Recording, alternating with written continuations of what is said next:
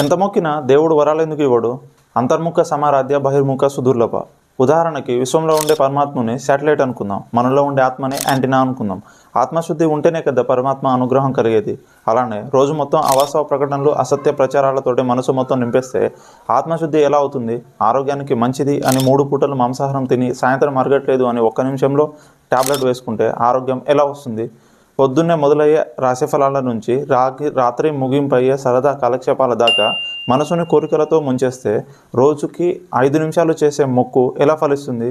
దేవుని వరాలు అందాలి అంటే సత్యశోధన చేయాల్సిందే, ఆత్మశుద్ధి జరగాల్సిందే. దాహం వేస్తుంది, బావి అడుగులో స్వచ్ఛమైన నీళ్లు ఉన్నాయి, మన చేతికి అందట్లేదు అని రోజు పైనుంచి రాళ్ళు మట్టిబెడ్డలు వేసి దైవాన్ని దూషిస్తే కరెక్ట్ కాదు కదా. నీళ్లు తాగాలి అంటే లోపల దిగే మార్గాలు వెతుక్కోవాల్సిందే. మరి రాళ్ళు మట్టిపెడ్డలు వేయకుండా మనసు శుద్ధి చేసుకోవడం ఎలా, తద్వారా ఆత్మజ్ఞానం పొందడం ఎలా అనేది మాట్లాడుకుందాం.